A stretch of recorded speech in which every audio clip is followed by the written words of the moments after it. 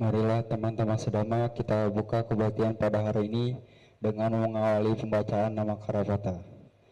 Arahang Sama Sambuddho Bhagava Budahang Bhagawantang Abhiwademi.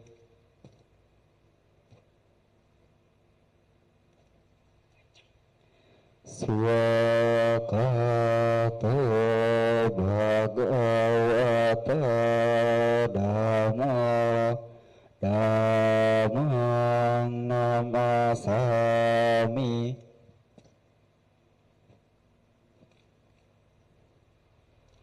Supatipanna Bhagavato Sawaka Sangho Sanghang Namami.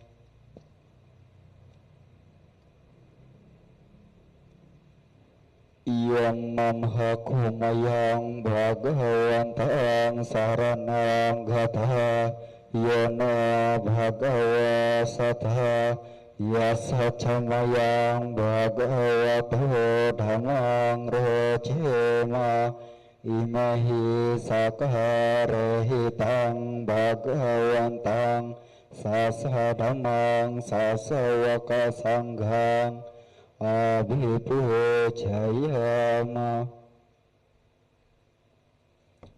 Andamayang Buddhasa Bhagavato Pubbabagana Makarang Karomase. Namo tassa bhagavato arahato sama sambuddhassa. Namo tassa bhagavato arahato sama sambuddhassa. Namo tassa bhagavato arahato sama sambuddhassa. Andamayang sarana gamana patang banamase. Buddhang saranang gacchami Dhammang saranang gacchami Sanghang saranang gacchami Dutiyampi Buddhang saranang gacchami Dutiyampi Dhammang saranang gacchami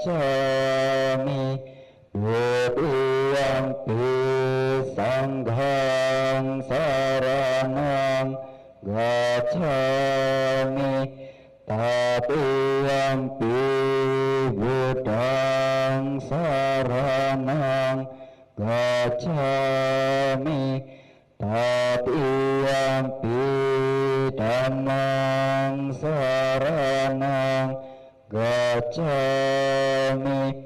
Tatiyampi Sanghang saranang gacchami.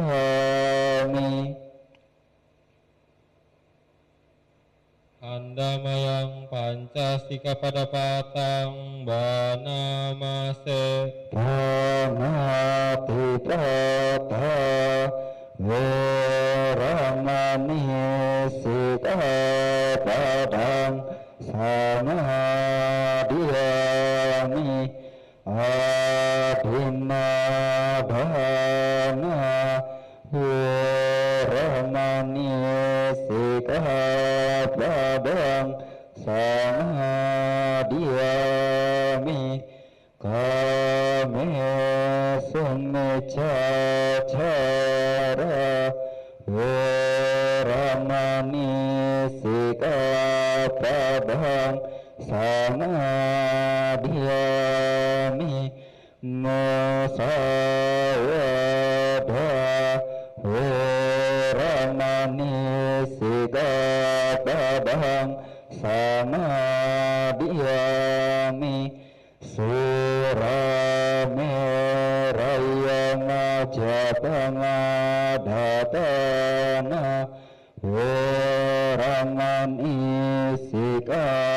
padang samadiyami. Andamayang Buddha Nusatinayang Karomase. Ithi piso bhagava arahang sama sambuddho wijacarana santana subhato lekawidu anutara purisa dhamma sarati sata dewa manusana wudu bhagavati. Andamayang Damanusatinayang Karomase. Swakato bhagavata dhamma sanditiko akaliko ehipasiko apanaiko pacatang wetitabyo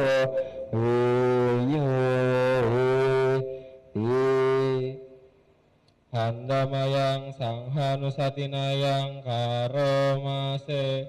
Supatipano bhagavato sawaka sangho ujupatipano bhagavato sawaka sangho nyayapatipano bhagavato sawaka sangho sami cipatipano bhagavato sawaka sangho ya bidang cetari purisa yugani atha purisa punggala esa bhagavato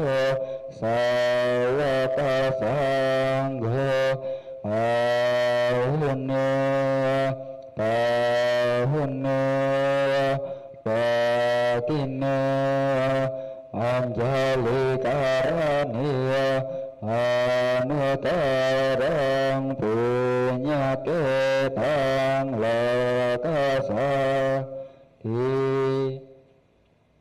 Andamayang Sacakiryagatayo Banamase.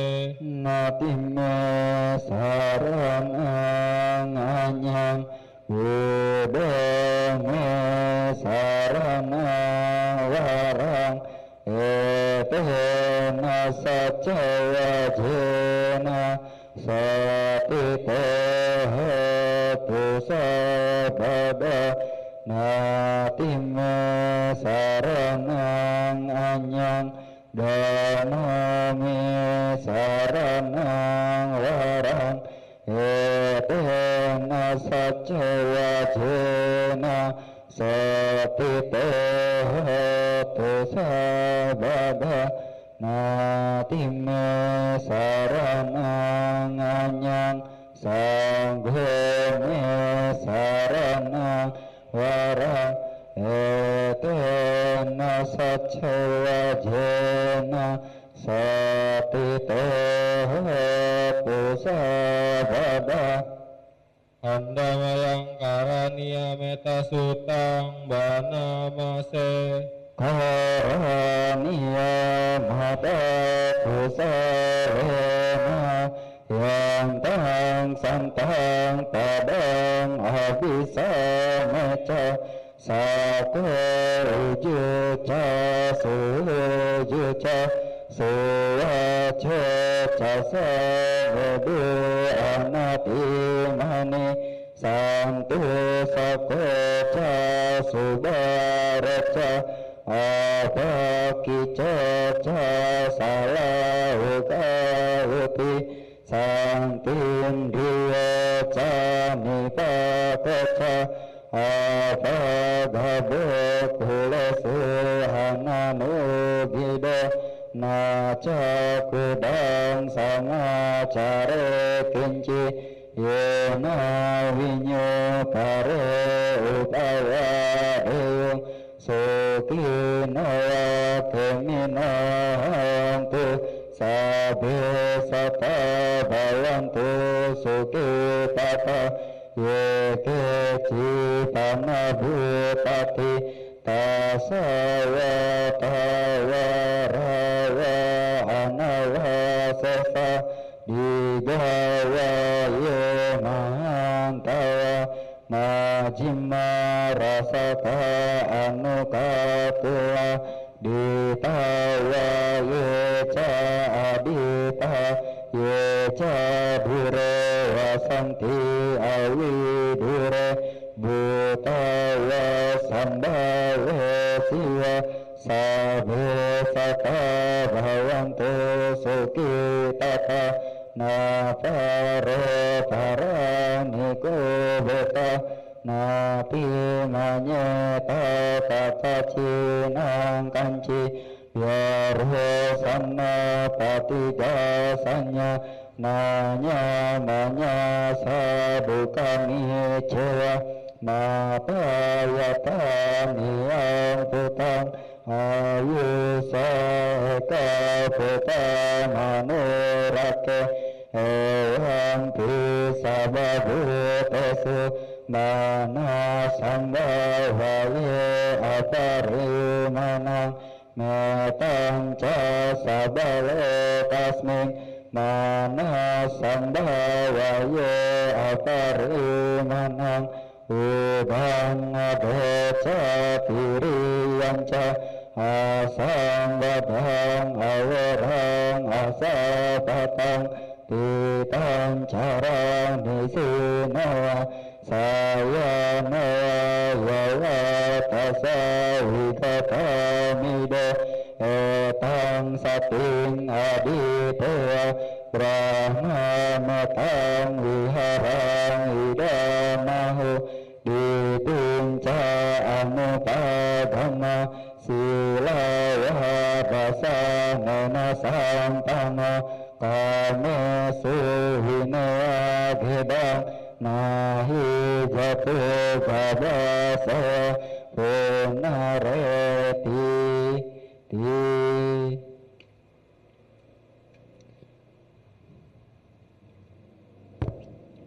Andamayang abinha pacawe kanapatang banamase jara damamhi jarang anapito yadidamamhi yading anapito marana damamhi maranang anatito sabehime piyehi manapehina nabawo vinabawo kama sakohi kama dayado kama yoni kama bandu kama patisarana yang kamang karisami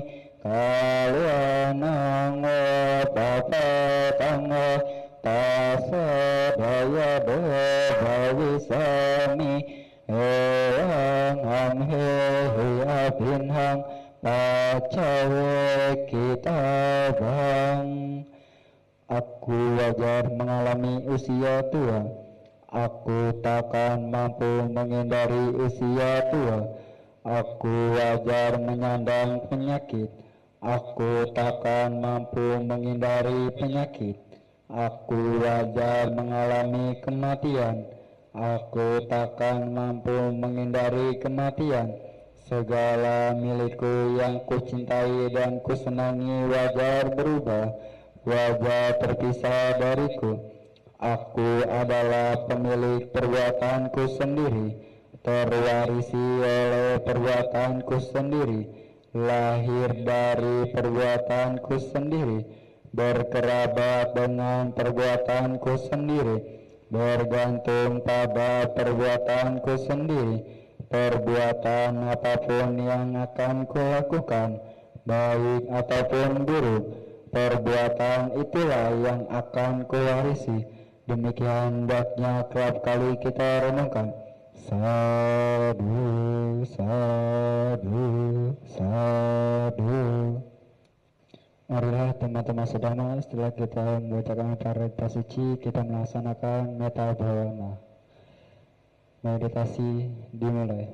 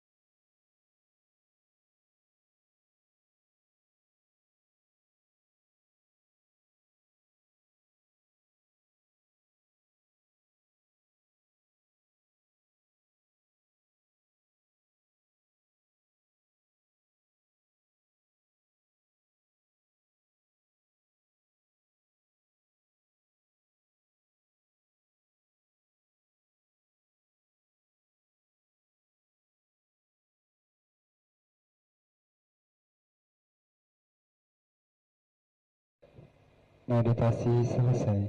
Sabya sata bhavantu sukhitata. Semoga semua makhluk hidup berbahagia. Sadu, sadu, sadu.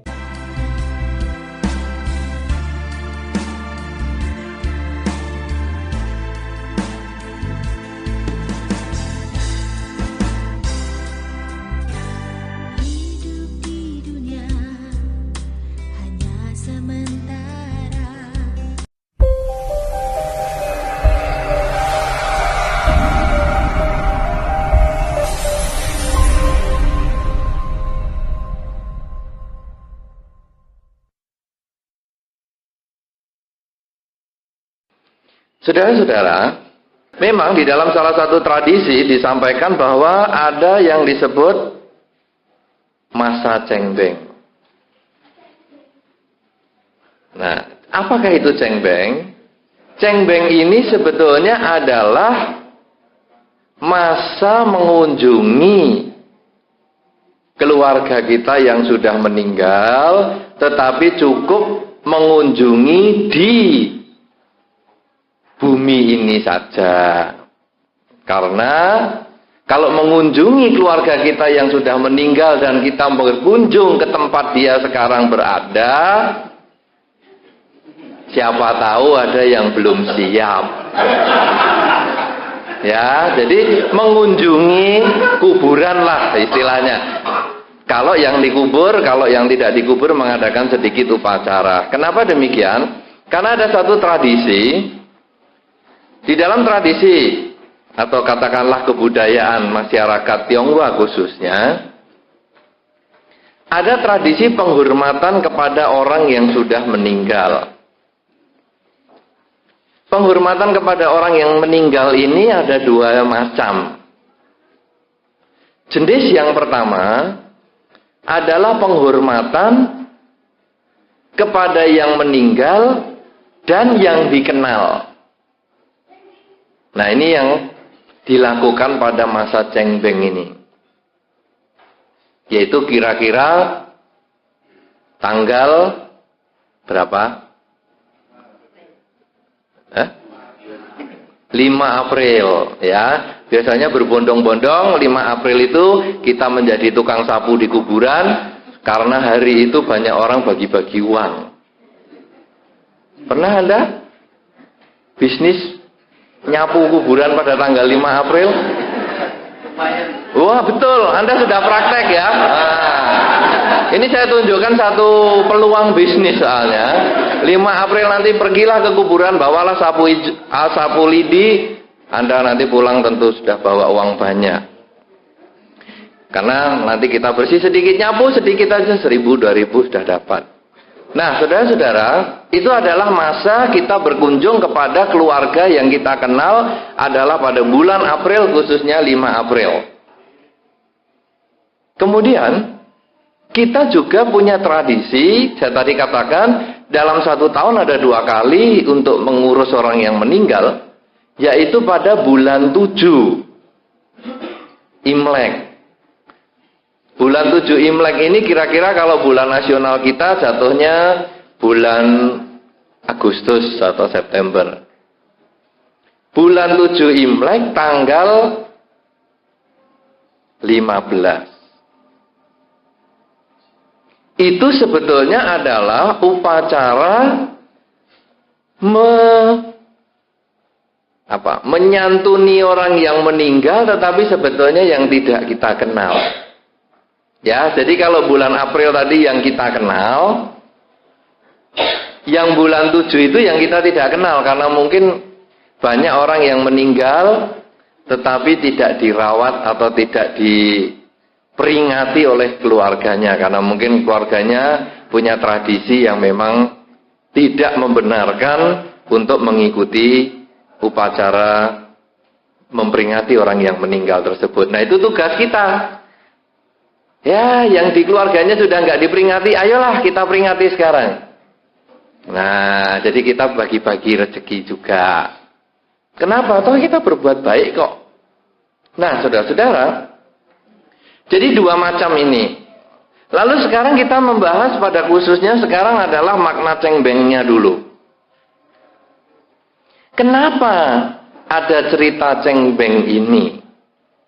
Ya, karena kalau tadi di dalam lembaran ini kan diumumkan dalam rangka memasuki bulan cengbeng. Bagaimana kok bisa cengbeng ini dipilih sebagai hari kekuburan? Nah, sebetulnya ini punya makna. Pada zaman dulu ada seorang pemuda miskin yang tinggal di sebuah desa. Si pemuda miskin ini, dia senang belajar. Dan karena dia rajin belajar, maka dia lulus ujian untuk tingkat lokal sampai tingkat nasional. Sehingga akhirnya, dari ujian-ujian yang dilakukan ini, si pemuda tersebut akhirnya diangkat menjadi pegawai negeri di ibu kota. Setelah dia bekerja sebagai pegawai negeri yang cukup lama, dia diangkat lagi karena prestasinya menjadi menteri. Karena dia sebagai menteri yang berbakti dan pandai, dia diangkat sebagai raja. Nah, jadi si pemuda yang miskin dari desa ini, karena perjalanan hidupnya cukup cerah, dia menjadi raja. Setelah beberapa lama dia menjadi raja, dia terpikir untuk mengajak orang tuanya itu pergi ke ibu kota, supaya bisa berkumpul dengan dirinya. Kemudian raja ini menyuruh utusan untuk menjemput orang tuanya. Tetapi ternyata di desa tempat orang tuanya ada itu dikabarkan bahwa orang tua sudah meninggal dunia. Dan kuburannya pun tidak diketahui. Nah, sehingga si raja ini bingung. Bagaimana ya? Saya mau mengunjungi orang tua sudah tidak ada. Orang tua sudah meninggal. Tetapi sekarang saya mau datangi kuburannya tidak diketahui. Lalu raja ini punya ide. Bagaimana caranya? Diberi pengumuman. Pada tanggal sekian, semua kuburan harus dibersihkan. Rumput-rumput harus babat. Dibersihkan semua. Setelah rumput dibersihkan, dibabat, di atas kuburan harus dikasih tanda bahwa kuburan ini sudah dikunjungi. Nah, kalau tidak melaksanakan, hukum berat. Nah, saudara-saudara, kemudian pada tanggal yang telah ditentukan, memang seluruh rakyat sibuk pergi ke kuburan, bersih-bersih, beres-beres, yang sudah disembayangi, tempeli kertas sana sini, kasih tanda semua. Pada keesokan harinya, sang raja pergi ke kuburan di desa kelahirannya dia. Dia lihat di pekuburan itu, wah, sudah bersih semua. Sana rumputnya hilang, sudah ada kertasnya. Sana rumputnya hilang, sudah ada kertasnya. Di sini rumputnya hilang, sudah ada kertasnya. Wah, bagus. Semua sudah melaksanakan perintah saya. Nah, tapi di ujung sana ada kuburan yang belum terurus. Rumputnya masih panjang, belum dikasih kertas. Nah, ini berarti belum ada keluarganya. Berarti ini apa? Ini kuburan orang tua saya. Ketemu sekarang, bersihkan, kasih perhiasan atau dikasih macam-macam, ya, dibangunkan yang hebat-hebat sebagai kuburannya raja. Anaknya yang sudah menjadi raja. Nah, dari situlah saudara-saudara muncul tradisi cengbeng ini, bersih-bersih kuburan ini. Karena itu tadi saya katakan, nanti kalau Anda tanggal 5 April ini bisnis potong rumput, laris pasti. Karena semua orang akan membutuhkan jasa potong rumput dan bersih-bersih kuburan. Jadi dasarnya dulu adalah seorang raja yang mau mencari kuburan orang tuanya tapi tidak ketemu.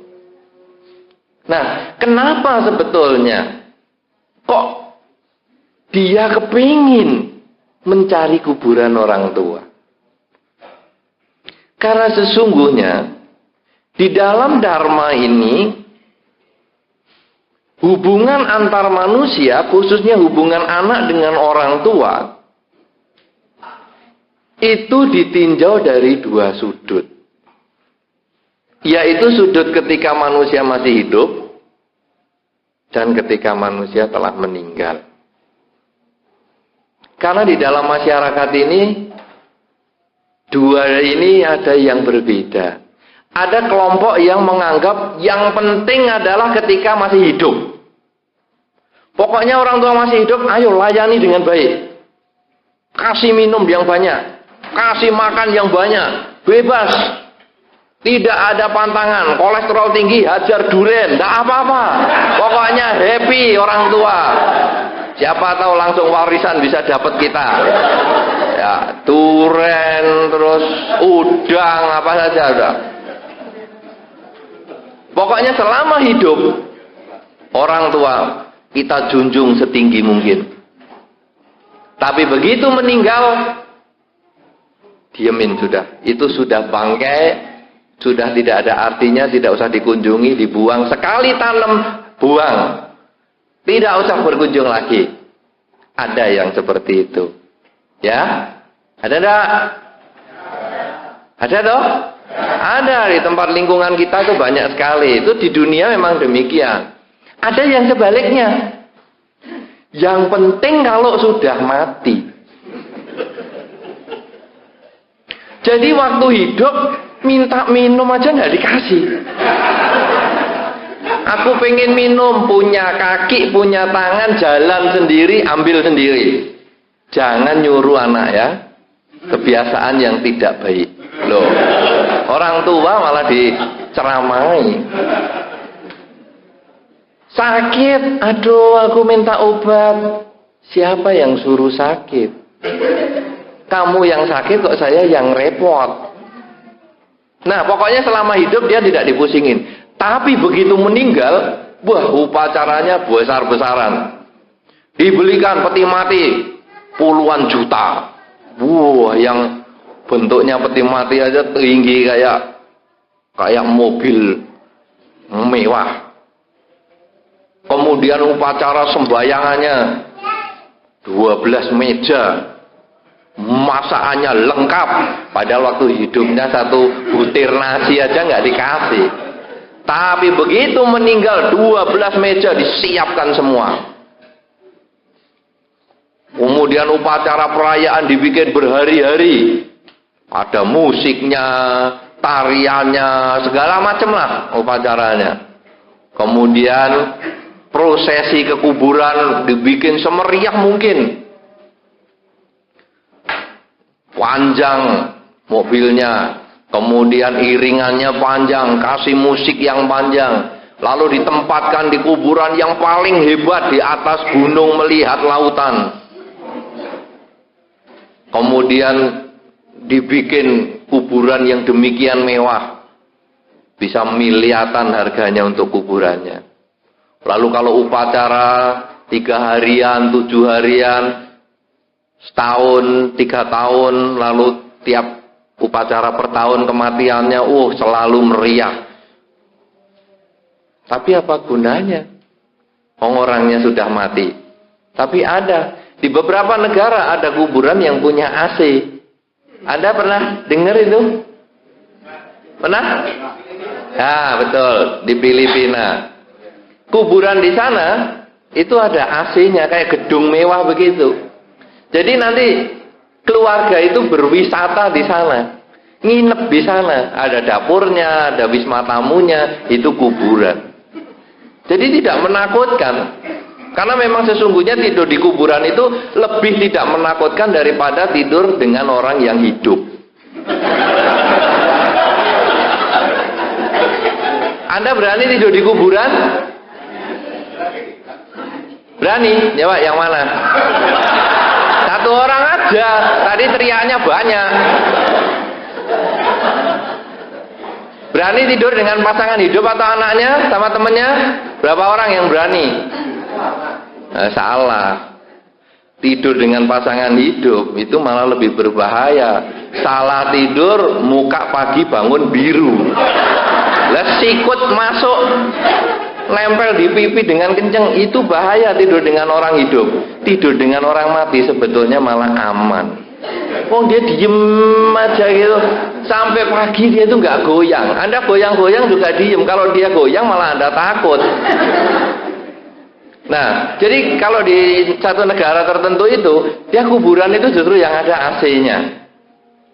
Ya, sehingga kita bisa berwisata di sana. Kelihatannya nanti di Indonesia bakal ada juga semacam itu, arahnya juga mau seperti demikian. Karena kalau saya melihat kuburan-kuburan di Indonesia sekarang mulai mewah-mewah. Ada kuburan bisa sampai 1 miliar segala. Saya pikir, waduh, ini rumahnya orang aja kalah. Rumah orang hidup aja kalah sama orang mati. Ya, sehingga nanti kalau kita kadang ada banjir apa ngungsi di kuburan kadang-kadang lebih mewah daripada rumahnya sendiri. Nah, saudara-saudara, inilah 2 tren manusia di dunia. Satu, senang dengan orang tua ketika masih hidup, tapi begitu meninggal emangnya gue pikirin.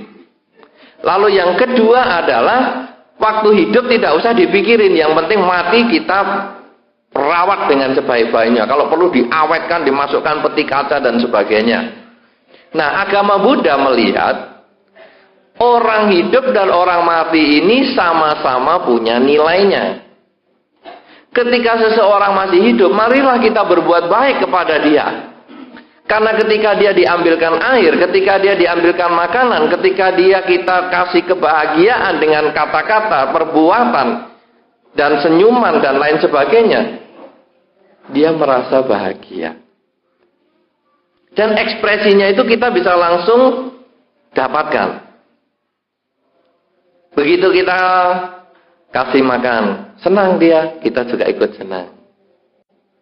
Dikasih makan, loh kok muntah-muntah, kita ya ikut stres. Kan reaksinya itu jelas.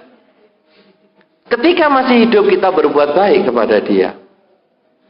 Tetapi setelah dia meninggal, dia bukan batu, dia bukan bangkai yang tidak ada hubungannya dengan kita.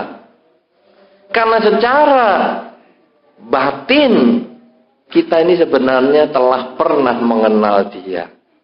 Apakah dia orang tua kita? Apakah dia teman kita?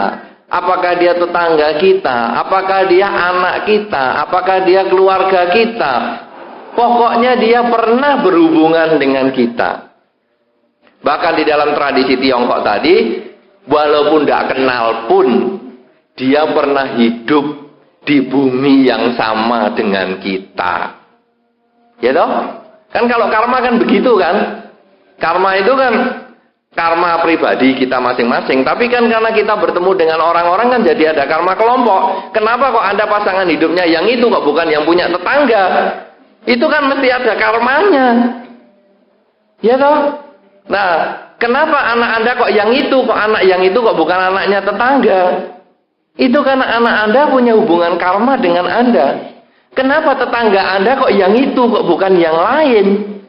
Itu juga punya karma hubungannya dengan Anda. Kenapa anjing Anda kok yang itu, kok bukan yang lain?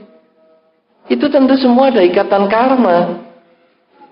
Nah, oleh karena itu, walaupun orang itu tidak kita kenal, ketika pada bulan 7 tanggal 15 menurut penanggalan Imlek, atau penanggalan bulan, orang juga punya tradisi mengingat mereka semua yang telah meninggal itu karena mereka pernah bersama-sama hidup di bumi ini walaupun tidak kita kenal. Nah, jadi sekarang bahwa cengbeng itu dasarnya adalah seorang raja yang ingin mencari kuburan orang tuanya. Kenapa orang yang meninggal perlu kita peringati? Karena di dalam Dharma manusia dilihat ketika hidup dan telah meninggal. Ketika hidup kita harus berusaha membahagiakan dia dengan ucapan, dengan perbuatan. Ketika telah meninggal pun kita perlu memperingati dia karena dia pernah berhubungan dengan kita. Baik berhubungan secara langsung sebagai keluarga, pasangan hidup, anak, kemudian mertua, atau kakak, adik, tetangga, atau yang berhubungan tidak langsung dalam arti hanya tinggal di dunia ini bersama-sama. Nah, sekarang kita akan memasuki topik kita malam hari ini, bagaimana caranya kita melakukan kebajikan untuk orang yang meninggal tadi. Untuk melakukan kebajikan kepada orang yang meninggal, inilah yang kita sebut dengan patidana. Seperti yang ada di brosur ini tertulis patidana. Patidana ini dalam bahasa yang sederhana sebetulnya adalah pelimpahan jasa. Jadi, orang yang sudah meninggal, walaupun sewaktu hidupnya suka bakso, jangan diberi bakso. Karena dia sudah tidak makan lagi. Jadi kalau sekarang di tempat sembayangannya orang meninggal itu yang dulu suka bakso disediakan bakso dan baksonya dulunya 5 butir, tahu-tahu tinggal 3, itu berarti diambil orang. Jadi jangan merasa, wah doa saya keterima. Dulu almarhum ini paling suka bakso. Setelah saya sediakan ini ada bakso 5 butir, coba sekarang tinggal 3. Berarti diterima almarhum. Lalu kita lihat di fotonya bener. Di bagian bibir ada minyaknya. Wah, horor itu nanti. Kismis, kisah-kisah apa? Misteri. Ya. Tentu itu ngawur. Ya, baksonya 5 kok tinggal 3. Oh, yang 2 diambil orang lain ini. Periksa siapa bibirnya, siapa yang berminyak itu, Pak anak Anda atau pasangan hidup Anda atau keluarga Anda yang lain atau kucing. Kan bisa. Nah, jadi orang yang dulunya suka bakso jangan diberi bakso. Karena saya melihat di dalam kehidupan ini ada beberapa tradisi ini yang saya pikir-pikir agak aneh ya. Jadi ada orang meninggal, terus kasih mimpi toh sama keluarganya, aku lapar. Terus kita bangun pagi. Dia lapar dulu seneng apa? Bakso. Ayo yuk kita bikinkan bakso. Terus disembayangkan pakai cara tertentu, sembayangkan baksonya dibikin api begitu, baksonya dibakar. Wah, biar nyampe. Mimpi lagi. Aduh. Si almarhum mengatakan, aku kedinginan nih. Tidak punya pakaian. Oh, gitu ya. Belikan kain. Bakar. Kain. Jatuh tempo. Aduh, aku kehujanan, tidak punya rumah. Kalau bakso, bakso sungguhan. Pakaian, pakaian sungguhan. Jatuh tempo minta rumah.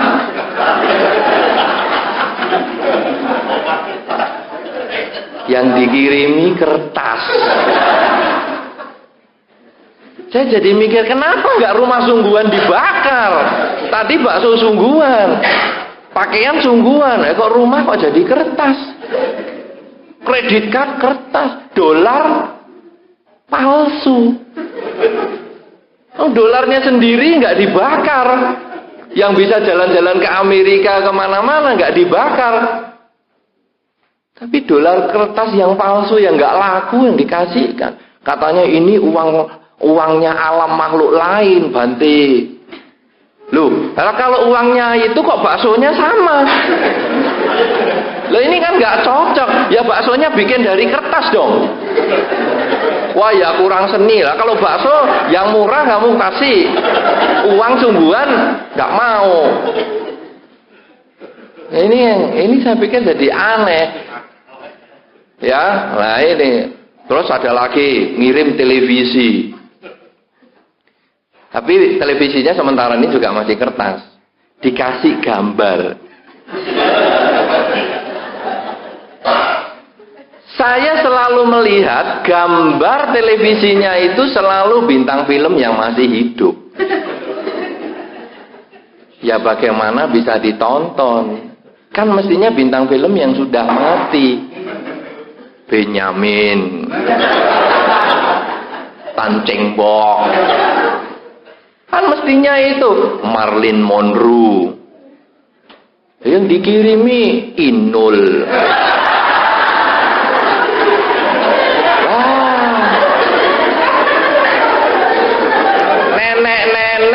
meninggal TV-nya inul. Di sana goyang ngebor, rematik kumat mati 2 kali nanti. Repot toh. Nah, jadi mestinya kan orang yang sudah meninggal kirim mercy kertas. Sudah kirim mercy kertas nggak dikasih pompa bensin. Bagaimana? Ya, tapi oke lah. Nah, cuman itu tradisi ya. Jadi mengirim yang begini-begini. Bagaimana sekarang secara agama Buddha?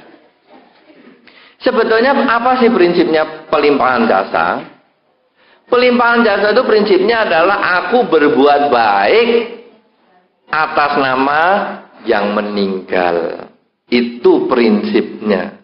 Jadi kalau si meninggal itu almarhum A, maka ketika kita berbuat baik, kita mengucapkan tekad di dalam hati, semoga dengan kebaikan ini almarhum A mendapatkan kebahagiaan. Sekarang si A ini mimpi, kasih mimpi lapar.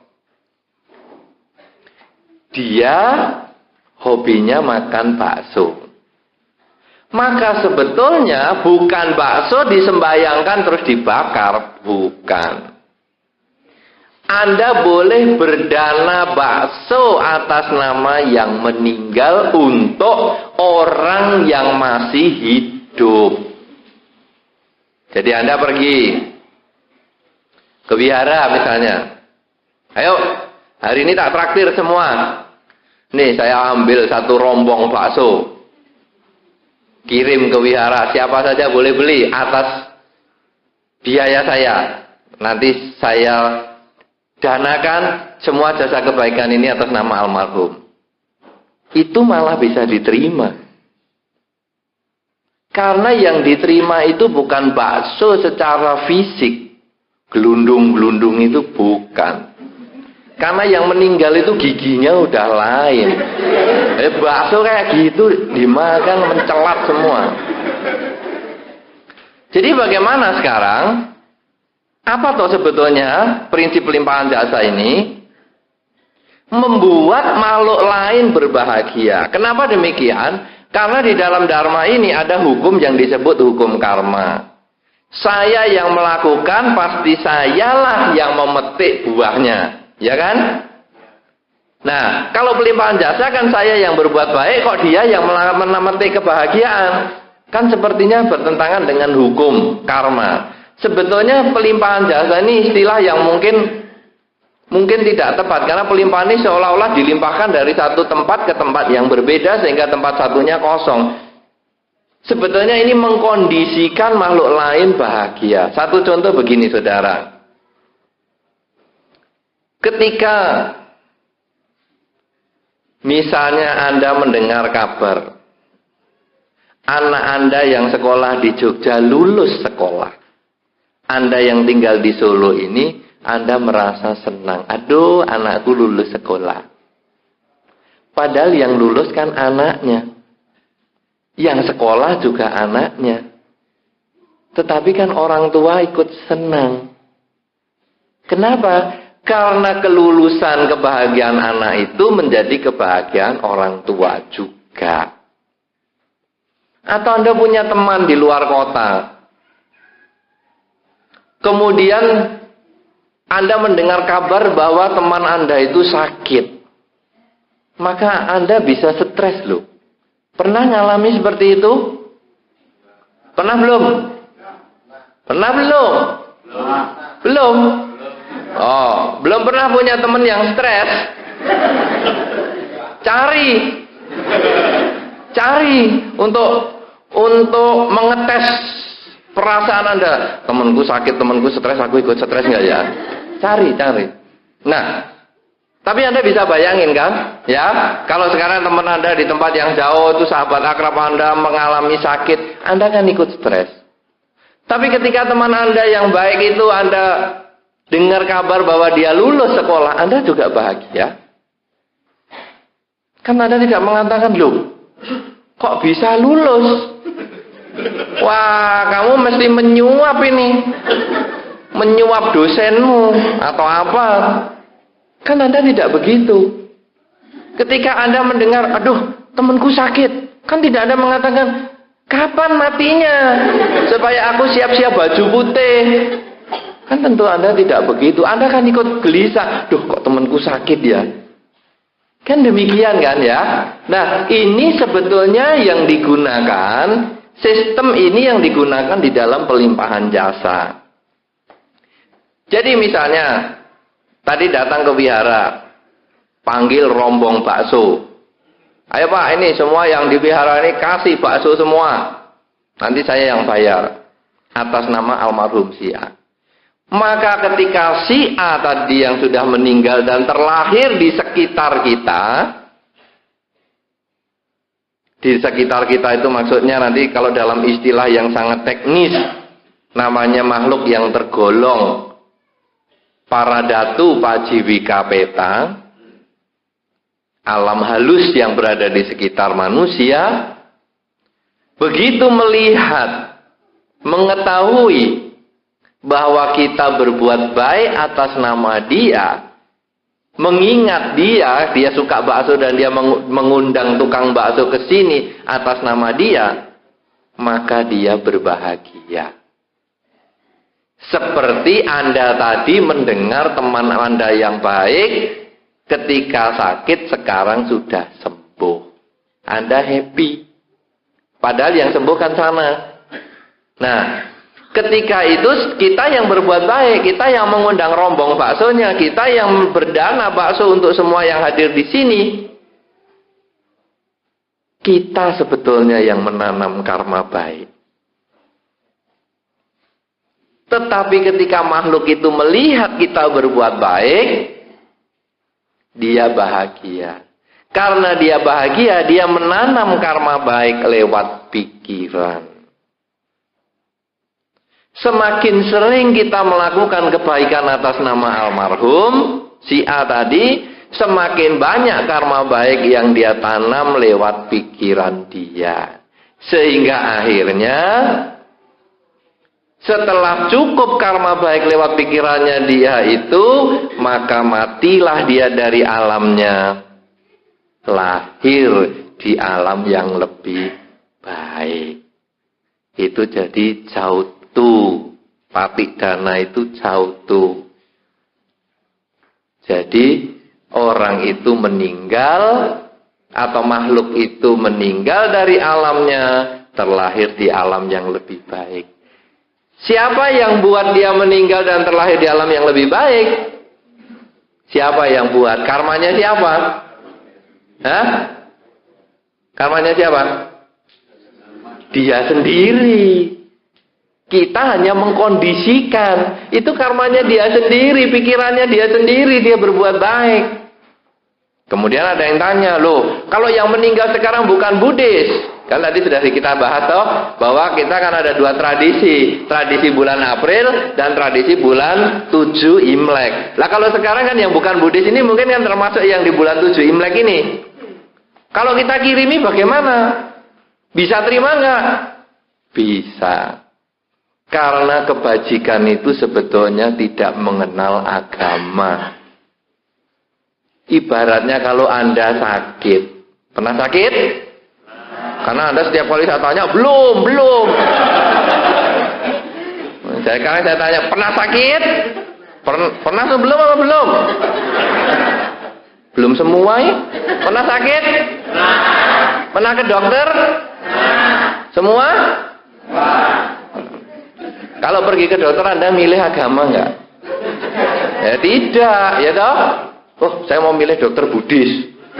Tidak perlu, karena kesehatan kebajikan itu tidak pakai agama. Nyuntiknya dokter Buddhis dan tidak itu sama saja. Jangan, oh kalau dokter Buddhis nyuntiknya enggak sakit. Karena ada Pancasila Buddhis toh. Bahwa aku bertekad panatipata toh, berarti kan aku nyuntiknya pelan-pelan. Malah enggak sembuh-sembuh kalau enggak disuntik-suntik. Jadi jangan menganggap bahwa oh dokter Buddhis ini nanti enggak nyuntik, tidak.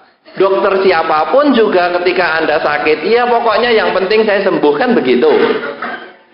Ada Buddhis atau tidak ada Buddhis terserah.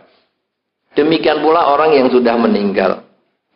ketika dia terlahir di alam para datu pajiwika peta, ketika dia sedang menderita, siapapun yang berbuat baik atas nama dia, dia tidak akan pernah pusing. Pokoknya aku bisa senang karena melihat orang ingat dengan saya. Oleh karena itu, jangan membeda-bedakan agama ketika Anda berbuat baik. Berbuat baik adalah demi kebajikan itu sendiri, bukan karena agama-agama tertentu. Ya, nah jadi sekarang seseorang bisa berbuat baik apa saja yang kita limpahkan jasanya sehingga memberi kondisi pikiran si makhluk itu yang meninggal, yang terlahir di alam para datu pajiwika peta, menimbun karma baik lewat pikiran, sehingga ketika cukup karma baiknya, matilah dia dan terlahir di alam yang lebih bahagia atau meningkat. Sekarang saudara-saudara, kebajikan apakah yang kita bisa lakukan untuk pelimpahan jasa ini? Kebajikannya macam-macam. Seperti yang tadi saya sampaikan, Anda panggil rombong bakso, kasih makan semua yang hadir atas nama yang meninggal, itu sudah boleh. Karena di dalam Dharma, tanam padi, tumbuh padi. Tanam jagung, tumbuh jagung. Tanam bakso, tumbuh bakso. Wah lah, kalau saya berdana sekian banyak, nanti bakso saya muncul di jidat di mana, wah jerawat semua nih jadinya bakso kecil-kecil. Bukan itu yang dimaksud. Bukan tanam bakso, tapi tanam kebahagiaan, kenyang. Loh, setelah makan bakso murus-murus, oh itu kan salahnya sendiri, sambelnya kebanyakan. Saya kan tidak punya niat untuk memuruskan dia. Jadi saya menanam kebahagiaan karena kecukupan makan. Karena kita menanam kebahagiaan kecukupan makan alias menanam rezeki, kita bisa panen rezeki. Sehingga Anda bisa mengatakan setelah berdana bakso tadi, semoga dengan kebajikan yang aku lakukan pada malam hari ini akan membuahkan kebahagiaan untuk almarhum si A. Dan semoga kebahagiaan ini pula akan berbuah dalam bentuk mendapatkan rezeki. Kan enak. Jangan minta rezeki terus, tidak pernah berbuat baik. Hukum di dalam Dharma, hukumnya bukan panen, tapi tanam. Karena apa yang Anda tanam, itu pasti Anda akan dapatkan buahnya. Nah, sekarang saudara-saudara, Anda ingin panen apa dalam kehidupan? Ingin panen cukup makan? Tanamlah makanan. Seperti bakso tadi. Pengen cukup pakaian? Tanamlah pakaian. Apa itu? Berdana pakaian kepada mereka yang membutuhkan. Anda bisa kok punya pakaian macam-macam? Mungkin sudah nggak Anda pakai, kasih kepada mereka yang membutuhkan, ke panti asuhan, yayasan sosial. Tapi pakaian yang masih layak pakai. Jangan kaos sudah bolong sana sini dikasih. Ini Bante, siapa tahu nanti ada umat-umat yang memerlukan. Oh, kaos sudah sobek-sobek ini ya memerlukan untuk lap mobil aja lecet semua ini. Oh ya kebangetan. Ya, jadi kaos yang masih layak pakai, celana yang masih layak pakai dan lain sebagainya itu Anda danakan. Sehingga nanti setelah itu Anda bisa berkata dalam hati, semoga dengan kebaikan yang saya lakukan ini, dengan berdana pakaian ini, akan membuahkan kebahagiaan untuk almarhum si A di alam kelahiran yang sekarang, dalam bentuk kecukupan pakaian sesuai dengan harapan dia. Semoga saya pun mendapatkan pakaian yang cukup. Sehingga Anda mendapatkan kebahagiaan juga. Anda banyak masalah. Masalah rumah tangga, masalah ekonomi, masalah perjodohan. Apa yang dilakukan? Nah, supaya saya bisa terlepas dari semua masalah ini, Saya memanen pelepasan berarti saya harus menanam pelepasan juga. Nah, pelepasannya ini disimbolkan dengan pelepasan makhluk. Misalnya burung. Dengan melepaskan makhluk ini burung, semoga saya pun terlepas dari kesulitan yang saya hadapi. Masalah rumah tangga, masalah ekonomi, masalah kesehatan, masalah perjodohan, dan lain-lainnya. Jadi ini yang sekarang kita sebut dengan apa tadi? Tongseng. Fangsen. Wah, sudah tongseng. Oh, belum jamnya, Pak. Nggak usah lapar duluan. Jadi inilah yang disebut dengan fangsen, yaitu melepas makhluk. Nah, sekarang tujuannya melepas makhluk apa? Supaya saya terbebas dari kesulitan yang saya miliki dengan bermacam-macam variasinya. Nah, sekarang makhluk apa yang bisa dilepas? Sebetulnya pada intinya adalah makhluk yang menderita. Karena itu kalau fungsi sebaiknya atau melepas makhluk ini Anda jangan pesen makhluk. Karena pesan makhluk berarti Anda tidak membebaskan penderitaan. Anda mencari penderitaan untuk dibebaskan. Itu namanya kebohongan. Pesan sama tukang burung. Pak, besok carikan ya burung 300 ekor. Wah, saya belum ada stoknya. Saya enggak tahu pokoknya kamu caranya gimana 300 dapat. Lah ini kan akhirnya tukang burung ini kan kerja keras. Nangkepi burung mana-mana. Gara-gara pesanan Anda. Ya toh? Nah ini kan Anda keliru. Mestinya pergi ke pasar. Ada burung apa saja di situ. Nah, kita beli yang sudah ada. Waktu beli boleh nawar. Jangan burung emprit 5.000 ya saja. Itu namanya orang bodoh baik hati. Emprit cuma 1.000 dibeli 5.000. Ini niat Pak, niat 5.000 ya. Bodoh ya jangan temen-temen lah. Tawar 5.005, biasanya 5 malah kadang 10. Wah, itu kan kalau nelur sendiri kamu 10. Nah, saya 5. Nah, dapat 5.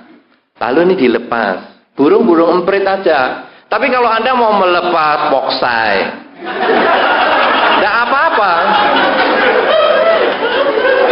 Perkutut, enggak apa-apa. Boleh aja. Kalau mau. Tapi sebetulnya emprit ya enggak apa-apa. Terus ada lagi ikan. Ikan juga boleh. Tapi sebaiknya ikan yang memang sudah sedianya untuk dimatikan. Misalnya Anda pergi ke penjual pecel lele. Pecel lele apa di sini ada ya? Pecel lele masih hidup nggak lelenya? Masih toh? Nah biasanya kan jari kita itu pembunuh bayaran. Apa artinya? Tunjuk ini lelenya, langsung ditangkap, potong kepalanya, kita bayar. Nah ini pembunuh bayaran. Karena jari Anda menunjuk, matilah si lele itu. Ya, nah Anda beli di pecel lele itu, sekarang jari Anda jadikanlah juru selamat. Ini Pak lelenya, tunjuk toh. Pakai plastik isi air, bungkus. Loh lele kok dibungkus plastik? Iya dong, kasih air. Nah ini penting. Anda pada waktu beli lele itu Anda penting. Jangan cepat-cepat bayar. Ini ada pengalaman soalnya. Ini Pak, jadi kan mau jadi juru selamat. Ini Pak, yang ini. Oh iya Pak, Bu. Ya. Terus dia kan mau cepat-cepat bayar, dia buka dompet. Ngitung duit. Ini Pak, mau beli ini lelenya tak bayar. Lelenya sudah tidak ada kepalanya semua. Tetap juru selamat jadi pembunuh bayaran. Karena tukang lele itu biasanya begitu orang beli, dia langsung potong kepalanya sudah. Pernah beli lele belum? Langsung dipotong tak kepalanya? Hah? Ya pokoknya dipukul lah, pokoknya gitu. Jadi jangan cepet-cepet bayar. Karena begitu Anda mata noleh ke dompet, itu kepala lele cepol, apa itu? Pecah semua dipukuli. Ya itu pengalaman orang. Jadi Anda lihat dulu ini Pak, lelenya bungkus pakai plastik, dikasih air, sudah sip, baru dibayar. Nah ini kan lele yang mestinya mati. Kemudian Anda beli, Anda lepaskan. Anda menanam kehidupan. Ya kan? Maka bisa panen kehidupan. Sehingga ketika Anda lele yang tadi mestinya mati dibunuh, Anda lepaskan, Anda bisa bertekad. Semoga dengan kebaikan yang saya lakukan pada hari ini akan membuahkan kebahagiaan untuk almarhum si A. Dan semoga akan berbuah kebahagiaan pula bagi diri kami semua, keluarga, dalam bentuk panjang umur. Itu kalau Anda mau melepas lele. Tapi mau Anda melepas ikan lohan, boleh. Tidak apa-apa, baik-baik juga. Sakuatnya. Ya, aku kalau lele terlalu kecil lohan. Oh ya, arowana, silahkan cilung. Tidak apa-apa. Lah sekarang kalau aku nggak punya duit bagaimana? Melepas jangkrik. Jangkrik. Kenapa? Kenapa jangkrik? Ya, karena kita beli jangkrik di tempat yang jangkrik bakal mati. Makanan burung, makanan ikan, itu boleh. Jadi bukan duit yang banyak, tetapi niat berpikir yang positif ini yang perlu kita kembangkan. Dan melepas makhluk itu setahun bukan sekali. Kalau bisa sering kali melepas makhluk. Ya, mungkin mau seminggu sekali, mungkin mau sebulan sekali Anda boleh melepas makhluk. Loh, nanti kan saya jadi punya lengganan tukang burung. Kalau lengganan malah nggak usah dibeli. Karena dia nyari untuk Anda. Tapi Anda mau beli ya nggak salah. Cuman sebetulnya lebih baik Anda pergi ke pasar, beli langsung. Nah, nanti di sini permainan karma itu ada. Anda cukup mau beli 10 aja, karena Anda punya uang 10.000, Anda beli 10. Satu kurungan itu isinya 100. Kenapa kok 10 yang ini? Kok bukan 10 yang lain? Itu karena burung ini tentu ada hubungan karma dengan Anda. Sehingga jari Anda nunjuk yang ini. Atau si bapak itu mengambilkan untuk Anda burung yang itu. Dan Anda tidak perlu 100 ya 100 dibeli. Ada 1000 ya 1000 dibeli. Uangnya lama-lama nggak nyukupi. Tapi Anda beli secukupnya saja. Dan Anda yakin bahwa burung yang terbeli itu, atau makhluk ikan yang terbeli itu, sebetulnya ada ikatan karma dengan kita. Nah sekarang, setelah melepas makhluk, apakah punya pantangan? Tidak ada. Jadi Anda boleh melepas makhluk ikan, dan selesai melepas makhluk ikan, misalnya lele, pulang makan pecel lele, tidak apa-apa. Tapi tentu caranya yang benar, yaitu beli lele yang sudah mati. Jangan lele hidup lalu pura-pura Anda ngitung duit biar ditutup. Ya, kan aku beli udah mati, aku nggak nyuruh loh itu tadi dituduhi. Ya, itu kan hanya akal-akal. Jadi beli lele yang mati kan di pasar banyak tuh ya, bu ibu yang suka belanja banyak tuh di pasar. Ya, lah itu beli itu ndak apa-apa. Karena apa? Karena lele yang kita lepas ini bukanlah lele yang kita potong. Ya, nah jadi Anda berbuat baik melepas makhluk ini sama sekali tidak ada pantangannya.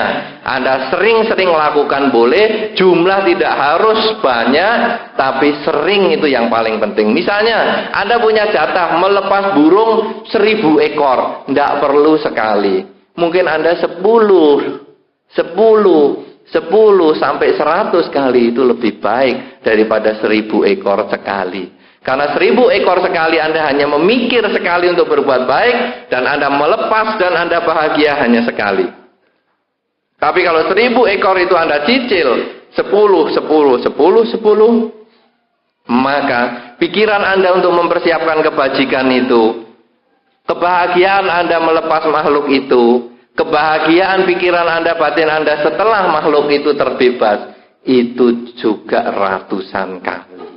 Ini yang penting, karena itu yang menambah kebajikan Anda lewat pikiran, menambah kebajikan lewat ucapan dan perbuatan, sehingga akhirnya kebahagiaan menjadi milik Anda. Kemudian kalau itu dilimpahkan kepada sanak keluarga yang sudah meninggal dilakukan patidana, maka itu juga akan memberikan kebahagiaan untuk mereka berkali-kali punya pikiran yang baik. Ya, nah kemudian pada saat kita sedang melepas makhluk, Anda boleh membaca Parita kalau mau, Wandana, Tisarana, Pancasila, lalu Karania, Metasuta, dan Etawata. Tetapi kalau Anda tidak hafal itu semua, Anda cukup mengucap di dalam hati, semoga semua makhluk hidup bahagia, semoga semua makhluk hidup bahagia, demikian seterusnya sampai makhluk itu terbebas. Ya, oleh karena itu saudara-saudara, patidana ini sebetulnya adalah upacara pelimpahan jasa, karena agama Buddha melihat manusia dalam hubungannya perlu dihormati ketika masih hidup dan setelah meninggal. Function ini adalah salah satu perbuatan kebajikan yang kita bisa limpahkan jasanya kepada yang sudah meninggal, atau memberikan kondisi supaya pikiran dia bahagia di alam kelahiran yang sekarang, supaya dia bisa terlahir di alam yang lebih bahagia. Selain function, Anda bisa melakukan kebajikan yang lain, yaitu berdana. Berdana makanan, berdana pakaian, dan berdana apa saja. Juga bisa membaca parita, bermeditasi, pikiran-pikiran yang positif itu pun juga Anda bisa limpahkan jasanya kepada yang sudah meninggal. Sehingga kalau setiap kali kita puja bakti, kita juga ada pembacaan parita etawata. Itu sebetulnya adalah melimpahkan semua kebajikan yang kita miliki ini kepada mereka yang telah meninggal dunia. Nah, inilah saudara-saudara yang perlu saya sampaikan sebagai gambaran global yang besar untuk acara patidana dan function. Sekaligus saya memberikan sedikit latar belakang tentang makna cengbeng, sehingga pada saat Anda nanti menjalankan tradisi ini, Anda tahu apa yang harus Anda kerjakan. Anda juga tahu parita apa yang harus Anda baca. Anda juga tahu bagaimana setelah melepas makhluk itu ternyata tidak ada pantangan apa-apa. Ya, dan Anda juga tahu bahwa di dalam hukum karma, tanam padi, tumbuh padi. Apa yang Anda inginkan? Anda ingin panen mangga, tanamlah mangga. Anda ingin dapat bahagia, berikanlah kebahagiaan untuk semua orang. Ketika Anda kepingin diperhatikan, perhatikanlah orang lain dahulu. Ketika Anda ingin dicintai, cintailah dahulu orang lain. Ketika Anda ingin disayangi, sayangilah dahulu orang lain. Karena hukum di dalam Dharma adalah menanam, bukan memanen. Karena begitu Anda melakukan kebajikan, maka kebahagiaan itu akan otomatis datang pada diri Anda sendiri, tanpa Anda catat, tanpa Anda ragukan. Hukum karma tidak akan pernah salah. Ya, oleh karena itu inilah yang perlu saya sampaikan dalam kesempatan perjumpaan kita pada malam hari ini. Semoga perjumpaan ini memberikan manfaat, memberikan bekal kepada Anda untuk melakukan patidana dan pelepasan makhluk, bukan hanya pada tanggal 1 April ini saja, tapi kalau bisa jadikanlah itu kebiasaan hidup Anda. Karena melepas makhluk itu tidak harus dilakukan di wihara, Anda bisa lakukan di rumah Anda masing-masing. Misalnya function burung, Anda bisa lepaskan di rumah Anda, ya, di halaman rumah Anda. Function ikan, janganlah dilepaskan di penggorengan, tetapi lepaskanlah di tempat yang sesuai, yaitu sungai atau apa tempat yang lain, belut dan lain sebagainya bisa di function. Semoga Anda berbahagia semua di dalam Dharma. Semoga Anda terdorong untuk melaksanakan Dharma yang sederhana ini. Semoga Anda berbahagia bisa memetik buah karma kebajikan sesuai dengan yang Anda lakukan. Semoga semua makhluk, baik yang tampak maupun yang tidak tampak, memperoleh kebaikan dan kebahagiaan sesuai dengan kondisi karmanya masing-masing. Sabe sata bawantu sukitata.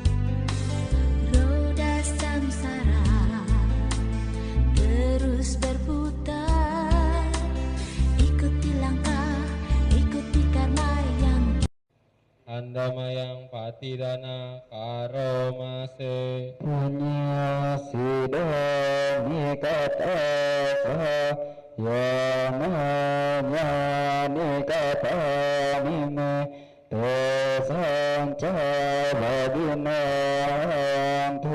sapa manta panganaka yebiya gunawan taca mawang mata pita daya ditame capiha ditawa anye maja taweruna sata pitan tula tasmin tebunga capian nika panca kacatuwa kara samsaranta bhawa tae nyatangye patidanane anuna bhantu te sayang yecimang mata jananti dewa pesang niledayung maya dinana punyanang anumodana heduna sabhe sata sadahantu ayora suka jiwina kena padang catatantu tesasa sijatang subah. Semoga jasa-jasa yang kulakukan kini atau di waktu yang lain melimpah kepada semua makhluk, tiada lepas, tiada hingga, yakni kepada mereka yang kukasihi, yang berjasa seperti ayah dan ibuku, kepada mereka yang kukenal ataupun yang tidak, dan kepada mereka yang bersikap netral atau bermusuhan, makhluk-makhluk yang berada di alam semesta, di ketiga alam, keempat jenis kelahiran, terdiri dari 5, 1 ataupun 4 kusan pembentuk, yang mengembara di alam besar dan alam kecil, atas pelimpahan jasaku ini. Semoga mereka yang mengetahui turut bersuka cita, bagi mereka yang tidak mengetahui, semoga para dewa memberitahukannya, berkat turut bersuka cita atas jasa-jasa yang kulimpahkan ini. Semoga semua makhluk senantiasa bebas dari kebencian, serta hidup dalam kebahagiaan. Semoga mereka mendapatkan jalan kedamaian. Semoga cita-cita luhur mereka tercapai. Sadhu, sadhu, sadhu. Marilah teman-teman sedama kita tutup kebaktian pada hari ini dengan membacakan nama Karapata. Arahang Sama Sambuddho Bhagava Buddhang Bhagavantang Abhivademi.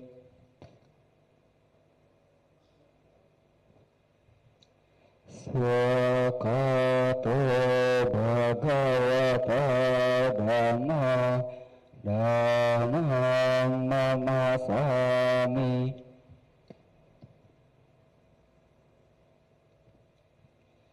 Supatipanno Bhagavato Sawaka Sangho Sanghang Namami.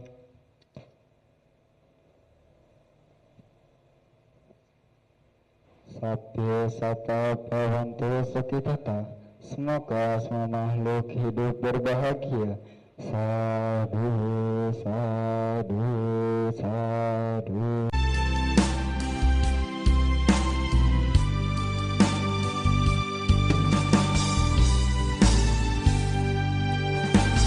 Aku bersujud dan